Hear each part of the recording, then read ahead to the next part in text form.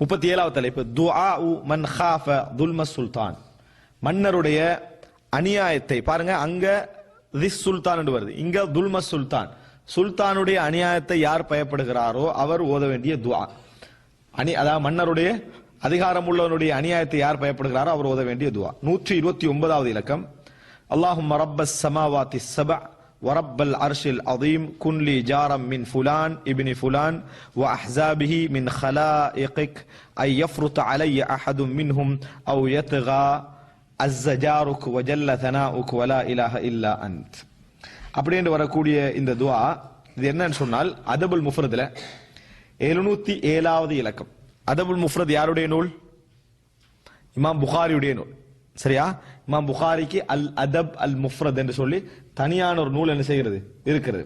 இல்ல அதப் அல் முஃப்ரத் என்று சொன்னா தனியான ஒழுக்கம் பற்றிய நூல் அப்படின்னு அர்த்தம். இந்த முஃப்ரத் என்று சொல்லி இமாம் புகாரி வச்சாரா அல்லது அந்த நூலுக்கு பிற்காலத்தில் உள்ளவங்க வச்சாங்களா என்பது பற்றிய ஒரு ஆய்வுல என்ன ஒரு குறிப்பு சொல்றாங்கன்னா, அதப் என்ற பாடம் சஹீஹுல் புகாரில இருக்குது. சஹீஹுல் புகாரில அதப் இருக்கு, கிதாபுல் அதப். இவர் தனியாக அதப் என்ன செஞ்சுக்கிறாரு, போட்டிக்கிறாரு. அதனால அதபுல் முஃப்ரத் இது தனியான தொகுத்த அதபுல் முஃப்ரத் அப்படின்னு பேர் சொன்னார்கள் அப்படின்னு பாக்குறோம். அதுல டோட்டலாக ஒழுக்கம் சம்பந்தமான செய்தி கொண்டு வருவாரு. அதுல புகாரி மாதிரி எந்த நிபந்தனை என்ன செய்யாது அதுல இருக்காது. இது ஷேக் அல்பானி ரெண்டா தஹ்கீக் பண்ணார். சஹி தாயிஃப் என்ன செஞ்சாரு, சஹீஹுல் அதபுல் முஃப்ரத் லாயிஃபுல் அதபுல் முஃப்ரத் தஹ்கீக் பண்ணாரு. அதுல வரக்கூடிய ஒரு துஆ என்னன்னு சொன்னால், அதாவது அல்லாஹும்ம ரப்பஸ் ஸமாவாத்தி ஸபஅ 7 வானங்களுடைய இறைவனே, வரப்பல் அர்ஷில் அதீம் அர்ஷுடைய இறைவனே, குன்லி ஜாரம் மின் ஃபுலான் இப்னி ஃபுலான் இன்னாரிடம் இருந்து எனக்கு நீ பாதுகாவலனாக இரு. பேரை சொல்லி சொல்றது. குன்லி ஜாரன் மின் ஃபுலானின் இப்னி ஃபுலான்.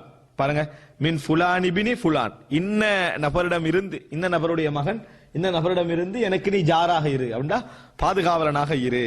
வ அஹ்ஸாபிஹி மின் ஹலாயிகிக், அவனது படைகள், அவனை சார்ந்தவர்கள், அவர்களை விட்டு எனக்கு என்னது அவர்களோட விஷயத்தில் எனக்கு பாதுகாவலனாக இரு. ஐயஃப்ருத் அலைய அஹதும் மின்ஹும், அதாவது வரம்பு மீறுறது, அவர்கள் யாராவது என் மீது அத்துமீறுவதை விட்டும். அவு எத்தகா, அதுவும் வரம்பு மீறு. ஐயஃப்ருத் சொன்னா என்னை கணக்கில்லாம ஆக்குறது.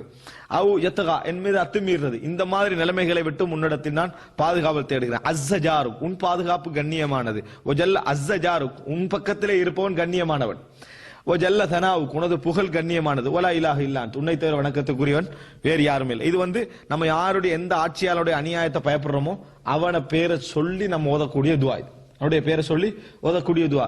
நம்ம நாட்டில் நமது சிக்கல்கள் எல்லாம் எவ்வளவு பிரச்சனைகள் என்ன செஞ்சிருக்கும் நம்மளுக்கு வந்திருக்கும். அது சம்பந்தமான ஒரு பிரச்சாரம் என்ன செஞ்சிக்காது நடந்திருக்காது. ஒரு அழகான துஆ. இது ஷேக் அல்பானி அவர்கள் சஹீஹான என்னது துஆ என்று சொல்லி இதுக்கு சஹீஹ் என்று சொல்லி தீர்ப்பளித்திருக்கிறார்கள். அதபுல் முஃப்ரத் 707வது இலக்கம் அப்துல்லா இப்னு மஸ்ஊத் ரலியல்லாஹு அன்ஹு அவர்கள் அறிவிக்கிறார்கள். இது அப்துல்லா இப்னு மஸ்ஊத் ரலியல்லாஹு அன்ஹு அவர்கள் அறிவிக்கிறார்கள். ரசூல் ஸல்லல்லாஹு, அதாவது எப்படி சொல்றாங்கன்னா,